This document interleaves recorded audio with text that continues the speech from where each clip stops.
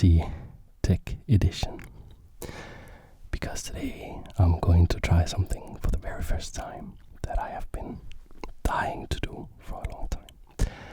In many of my older videos, I've had some of you guys, and maybe even some of you guys, ask me why I have a wire sticking out of my chessboard.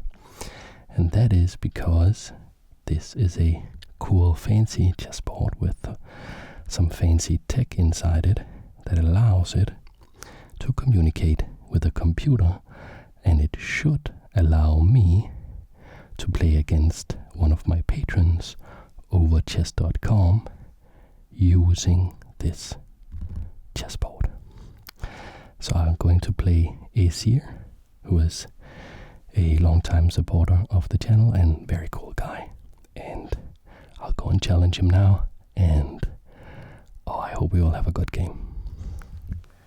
Okay, so he plays pawn to d4. And I will respond with knight to f6, and it works. So I'll do a screen capture so that you will be able to see how it looks on chess.com. And so I will go for the Budapest Gambit, which is maybe not wise, considering that my esteemed opponent, Æsir, is a fan of the channel. Enough of a fan that they are actually a patron and supports me. So probably they know that I play the Budapest Gambit. I have made a video about it where I basically give away all my secrets, and I've played the Gambit also against the Mephisto chess computer. So if you watched those two videos, you basically know everything that I know about the Budapest Gambit. And okay, so we go with knight to f3 here is my opponent's choice. And that is known as the Adler variation. And the book move here is bishop c5, coordinating with the knight and the bishop on this f2 square. This forces pawn to e3. The other line in the Budapest Gambit from this position is, instead of defending the pawn with the knight, then defending the pawn with this bishop here. Because after they are forced to play f3, you see this bishop is now hemmed in. So many grandmasters prefer to play this bishop out first. But this, of course, violates the principle that you want to develop the knights before the bishops. So a bit of a theoretical discussion can be had there. So we are playing what is known as theory so far. So these two knights are both looking at this pawn here. I want to come in and capture it. If my opponent wants to defend it any further, they have to play queen d5, queen to here, which is generally considered to not be such a good variation. It's better to actually just give up this pawn and say, well, I got a pawn in the opening, I will get it back, material will be restored, and I will have a fine position. And we do indeed see the book move, bishop to e2, to which I will respond with knight captures on e5, restoring material balance. And yeah, here we are. So it's a bit of a weird opening. White is a bit better theoretically from this position, but not anything very significant. and I know this setup quite well. And I've played it many times. So if my opponent is unfamiliar with the plans, they castle, I can see here, which is the book move. If they are unfamiliar with the plans, it could be the case that I will get an easy game. So far they are playing perfect book moves though, so no luck just yet. Here the book move is to chop off this knight so they can recapture with the bishop, like so. And I will then play this knight to e5, attacking the bishop, and the book move is bishop back to e2. And then I will castle. So we are just playing theory so far. Now we see a bit of a think from my opponent. And if you are watching Æsir, thanks so much for playing me. And thanks, of course, so much for your support on Patreon. That is so cool of you. Right. So this opening, if you're wondering, it's a gambit. It is not considered an extremely healthy opening, but it can be played. I believe Nigel Short played it,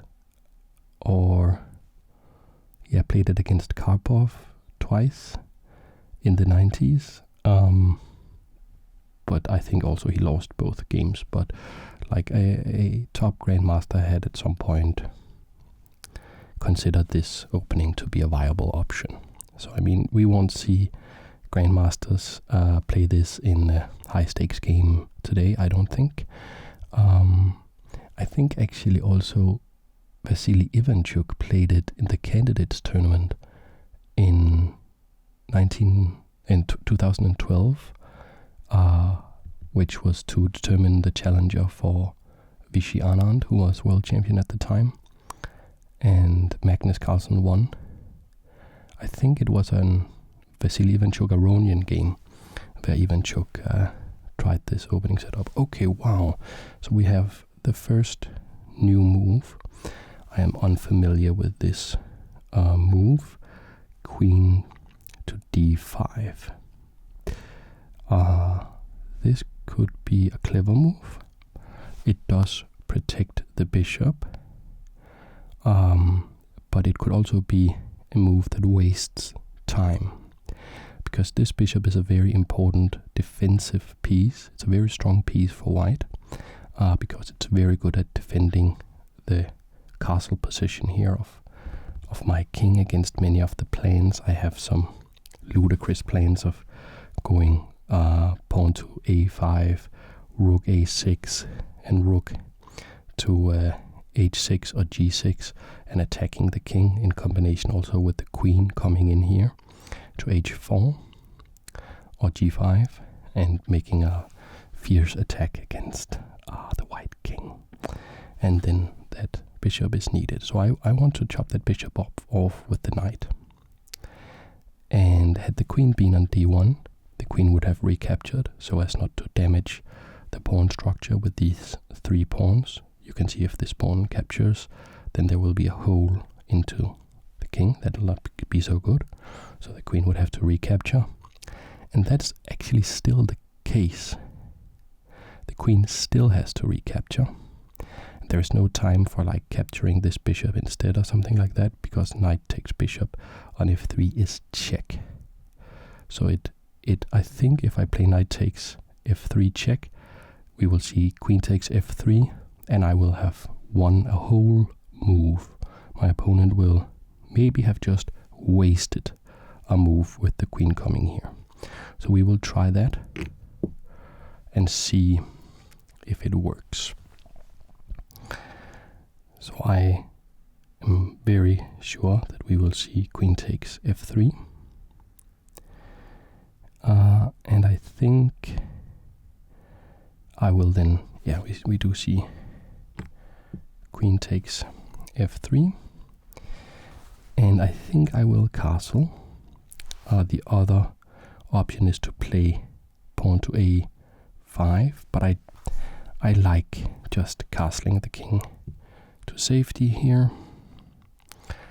Nice and easy. And now we will probably see our opponent trying to activate this bishop, maybe with a move like pawn to b3, so the bishop can come in on the long diagonal, maybe with a move like pawn to a3, defending b4, so we can see pawn to b4, chasing the bishop. To both of those moves, I will play pawn to a5. This makes this ridiculous rook maneuver possible. Rook a6 to h6. Okay, so we see knight c3. The question now becomes, I think, if I can still play pawn to a5, or if I should actually play rook to e8, because the thing here is I want this bishop to be an active piece that does not hinder the development of my pieces, you know, okay? And with knight to c3, my opponent has hatched a plan of going knight to e4, attacking the bishop, and that bishop doesn't really have a good home, because if I go to b6, then this rook maneuver will be blocked. The rook can't, and if I go all the way to a7 after I play pawn to a5, which is a move I would like to play, but I would like to play that after I have played the rook out, so the bishop can be tucked away behind the rook, and the rook has maneuverability on this rank here. If I go bishop to d6, I will block this pawn. I need to go pawn to d6 or d5 at some point. And if I go bishop to e7, I block the queen. The queen would like to come in here on h4 with in one fell swoop. So that basically leaves bishop to b4, but then it can be kicked, pawn to a3, and bishop can't go back because I would have a pawn on a5. So against knight to c3, I think rook to e8, making room for the bishop on f8, is advisable. So I will try that. Also, this rook is kind of active here. Attack some squares in the center. At some point, this e3 pawn could be subject to attack, particularly if this bishop stays in this diagonal. Sometimes we can see sacrifices here. Rook takes, if the bishop isn't here, pawn takes, and the queen isn't there, bishop takes with a check. Is something we sometimes see in these setups. And yeah, against knight to e5, we now have bishop back to f8. So now we will think strategy. That's I heard that advice sometime, that on your opponent's move you think tactics. Oh no, you think strategy, and on your own move you think tactics. So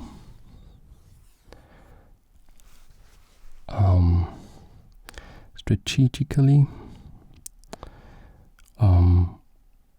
I have a very flexible setup, I would say. I don't think I have any particular problems. I have all these pawns that have not yet moved. That's very flexible, so I can hatch a plan in response to whatever setup my opponent wants to go to. And they go for pawn to a3. And here we already know what the response is going to be. The response is going to be pawn to a5. So I'm ready to meet pawn to b4 with pawn takes, because if pawn takes, then the rook can capture the rook. And now I have made room for rook to a6, so the rook can come to h6, and we can make a strong attack against the king. And I guess if it works, if the Budapest Gambit works in this game, I think I can't play it on the channel anymore. I don't think, because then people will basically know that whenever you're playing me, you just have to know a good line against the Budapest defense, and then I will get a very serious disadvantage out of the opening. Okay, how are we on time? We are both at about 9 minutes. We do get 10 seconds added to our clock every time we make a move, so we have plenty of time, both of us. I think I have got my opponent out of book. I don't think Æsir is familiar with this position. That would be very surprising to me. Okay, now we see bishop to d2, and I guess we are seeing a plan of this knight moving somewhere, probably like to e5, so the bishop can come to c3 and attack the king. It is quite slow, however, and it doesn't really mess with our plan of going rook to a6. So this is the theme we've been working on for some time, and now knight to e5 can be met with bishop a7 instead of bishop f8. On this square, we still keep an x-ray eye on the king here, on this long diagonal, which I prefer to having the bishop in a more defensive role here on f8. It is, however, an excellent defender on f8, because the pawn here on g7 is a focal point. So we do see knight to e5.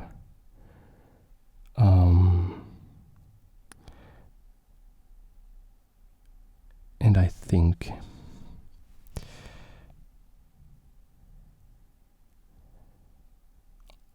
so. Let me just be sure that I'm not messing up somehow.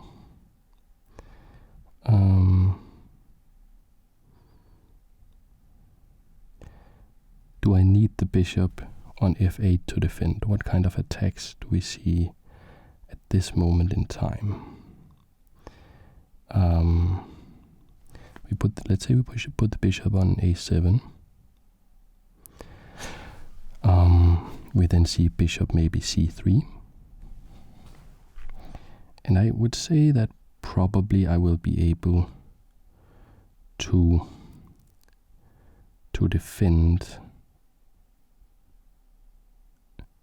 I would be able to defend my king here, in particular g7, with the rook on that can go to g6.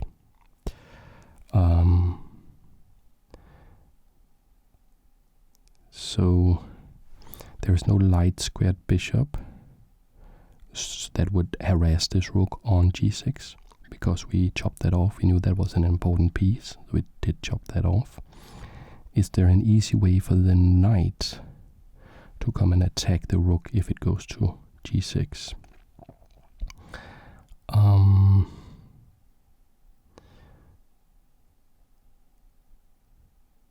Not really. No, that would require quite a lot of moves, so I do think we will play bishop back to e7. And by the way, I kind of have to stop just to appreciate the fact that I am playing, like it feels, it's almost as if I'm playing against somebody who is in the room with me. Like we have the physical board, we have the weight of the pieces, and it's I love this. I hope I will do many more videos like this in the future. Yeah, this is amazing. I absolutely love playing like this. Okay, so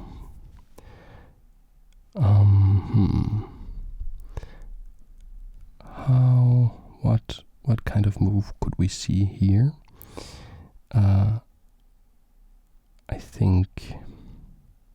I do think actually we have a pretty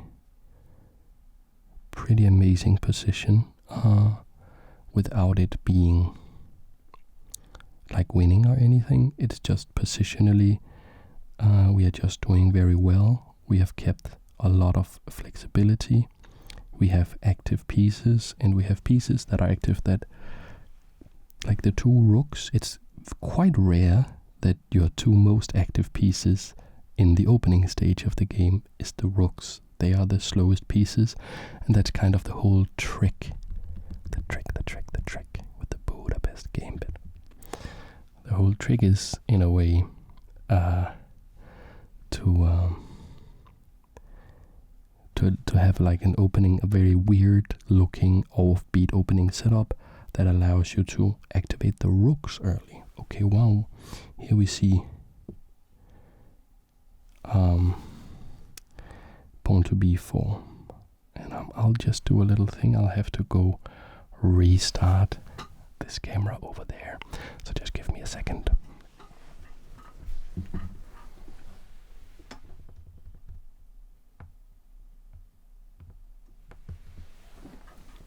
Okay, I am back.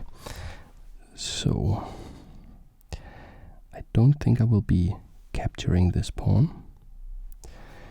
I think I will maybe just play rook h6. And if we do see something like c5, trying to trap this bishop in here, I think I will be quite okay with that. I have a plan of playing pawn to d6 anyway to activate this bishop at some point. That would attack this pawn. It's not like as if the bishop is getting captured, and in some variations the bishops can come to b8, and then we can play c6 and have the bishop become a sniper looking at h2. So I think I will probably just give up this pawn and play rook to h6.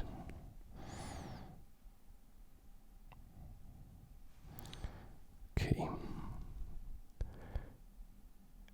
And I mean, if we give up this pawn, we will be down material. That's a bit of a disadvantage. Yeah, man, it's a disadvantage. Well, yeah, but you know, the two pawns will be doubled, and they will be like on the side of the board, away from the action over at the king. Maybe it won't be that big of a deal. Right, I see what you mean. Cool. Sorry, I can't help myself. We're having fun. Anyways, so my rook could be exposed to an attack, perhaps. If this knight can move and this pawn can move, the bishop will look at the rook. but that requires 2 moves from my opponent, none of which seemingly can come with a tempo. So I'm not sure I am too worried about that. And of course we are thinking about playing queen to h5, h4 now, with threatening mate, checkmate ideas. Threatmate. That could be a word. Let's just say that's a word. Threatmate. It's when you... A threatmate is when you threaten checkmate. That is canon now. Okay, we do see pawn to g3, which is a move I like quite a bit, because it stops queen h4. So the question for me becomes, so I want to play this pawn forward, but should I play it 1 square or 2 square? I'm thinking 1, because if I play 2 and they capture, I can't really capture with the queen, because they would have knight f6 check. Then when I capture it, my queen will be undefended and can be captured by their queen. So perhaps a move such as just a very calm move like pawn to d6 will be good to have on the board here. Now this bishop becomes very strong. We chopped off the light squared defensive bishop for white early, so we can come in and harass the king on the white squares. We also see the queen on a light square could be subject to an attack.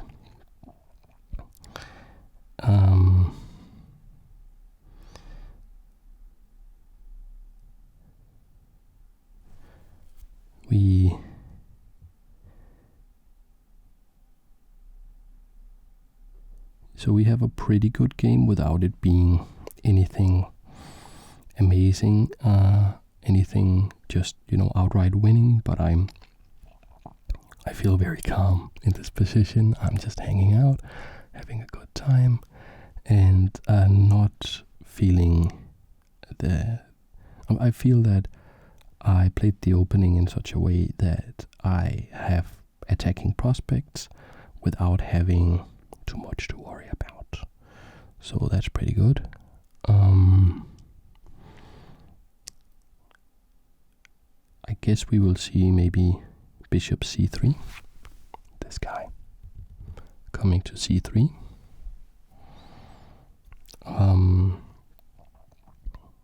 Or maybe my esteemed opponent will try to activate the rooks. Maybe something like rook d1. Okay, this is pretty interesting. We see pawn to h4 here.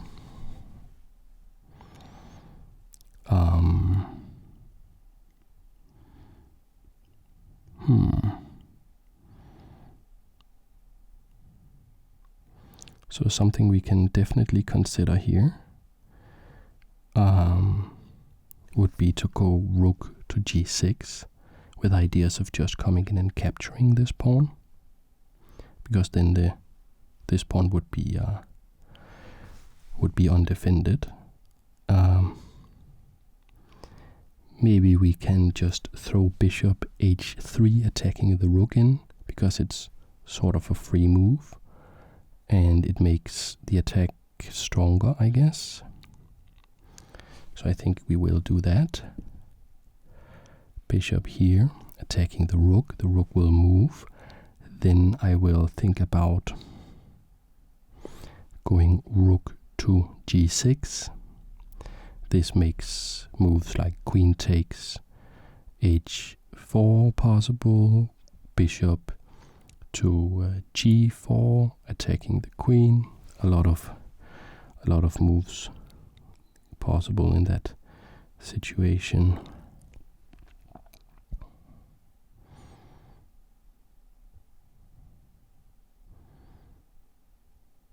I guess if rook g6, my opponent could have knight g5.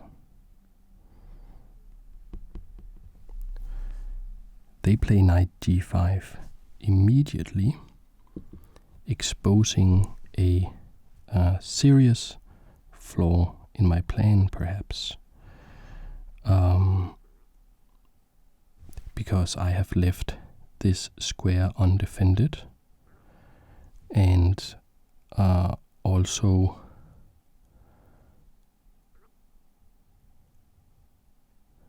the bishop is undefended. But what I could do, maybe, what I could do, perhaps, would be to play rook to f6, attacking the queen, so there's no time to knight takes h6.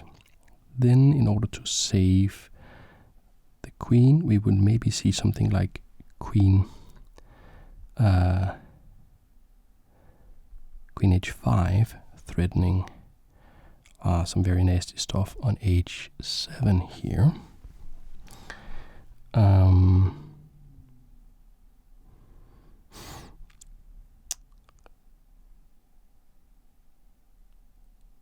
We could also maybe try out something like queen d7, protecting here, and if knight takes, then queen takes knight.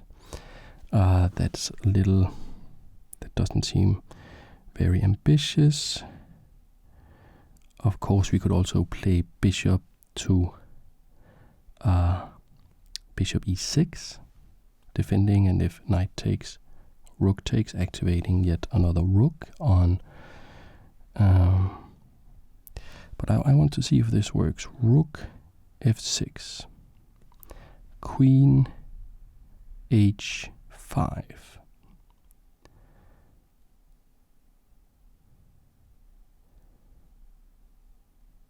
Do we have a good way to defend the checkmate?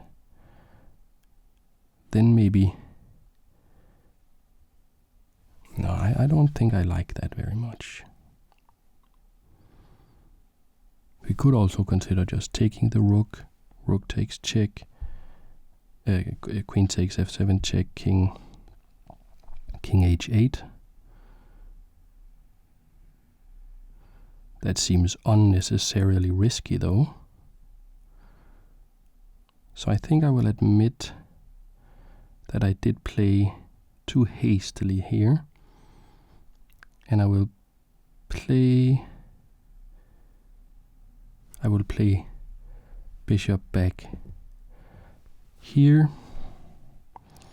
And if knight takes bishop, I will play this rook, or recapture with this rook, and I think I gave up a significant part of my advantage. Okay, we see this pawn moving forward. Let's try to come in and harass the queen. Gain a little bit of time on the clock. If we see queen here, we will go rook back, or perhaps we will play h6, but that looks maybe a little dangerous. It should be noted that if knight takes bishop, I will have to play rook takes bishop now, so that I don't get skewered with bishop here. That would skewer the rooks. Or to skewer this rook to the queen.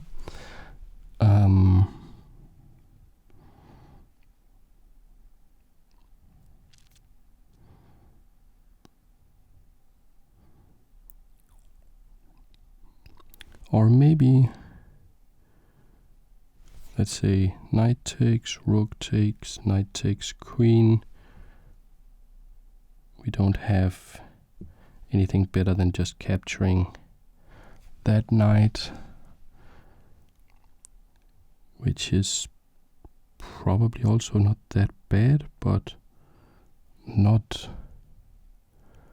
not the promising position I had hoped for. We are, however, coordinating a bit here on f2 with the bishop. Remember that this pawn is not protected by this pawn. Okay, we see queen here. That's a big problem, of course, because bishop takes queen is immediately winning, unfortunately for my opponent. I think they were playing very, very well. They are dealing with the attack, but chess is an extremely hard game, and seems like they succumbed to the pressure. Should we play?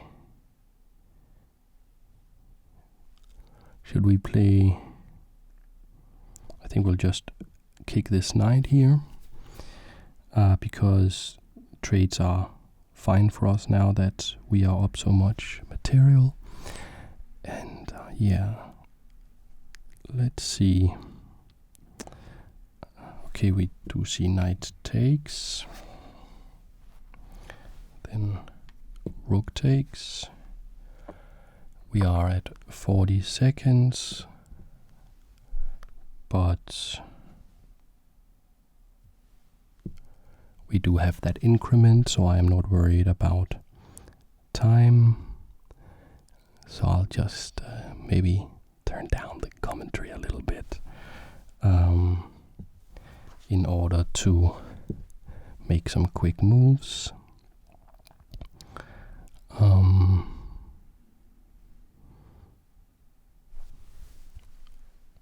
Okay, so we are at 51 seconds now, and we do have a very nice position because our opponent got in time trouble and blundered their queen. Rook here, a queen here. I think we will maybe just capture this pawn, keep up the pressure, gain a little bit more material, and start chopping away.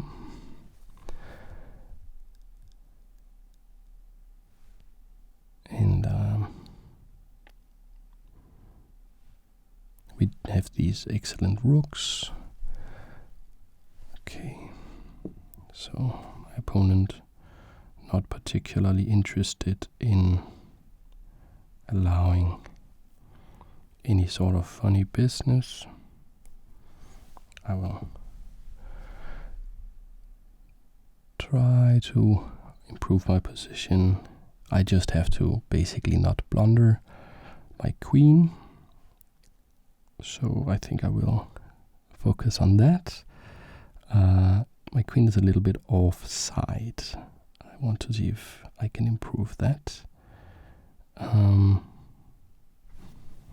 King here. I will try to push this pawn forward and give myself another way out of the situation with now queen can come here. Well, now it cannot because it was attacked, but we have to go here. And we see a attempted repetition, but I can go to the king side.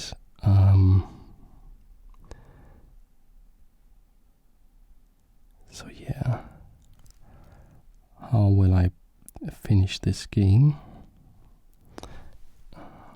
King here. So maybe we will try and infiltrate with the queen.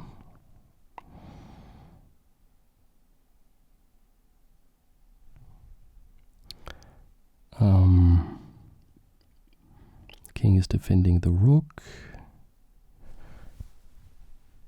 Rook here, my opponent's playing very well. I will now try to push this advantage a little further. And it's very nice, I have the natural rook to a8 to defend this pawn coming up the board. So, okay, king here. Let's defend the pawn.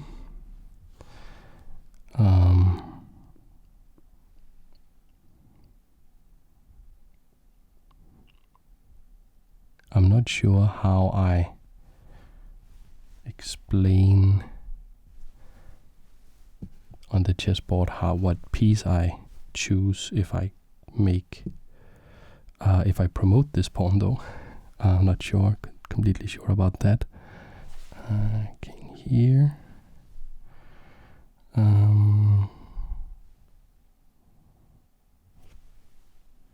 Let's ramp up the pressure.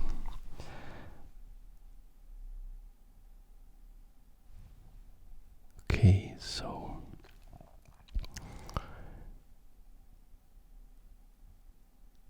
we now have many threats. We're threatening the c4 pawn. We have this potential threat of queening this.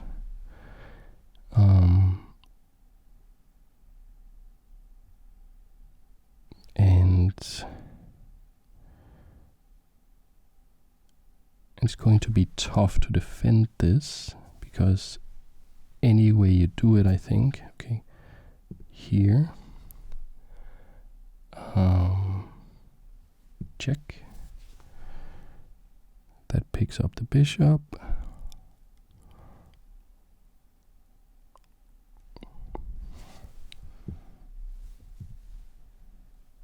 We can put in this check first.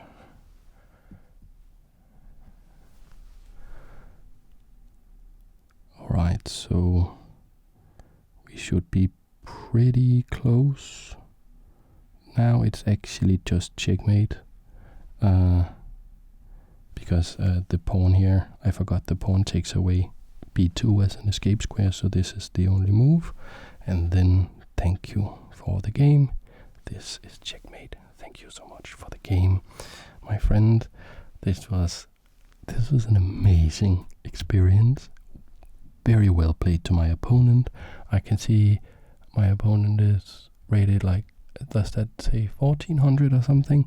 So I think that was a very well played game up until the point where a blunder occurred in time trouble. That happens to the best of us. I mean, it even happens to like the top elite grandmasters. So we shouldn't judge that too harshly. I know I don't judge myself too harshly when I blunder. So that was the game. Let me know if you would like to see more such games. Well, thank you very much, and I will see you in the next video. Thanks for watching.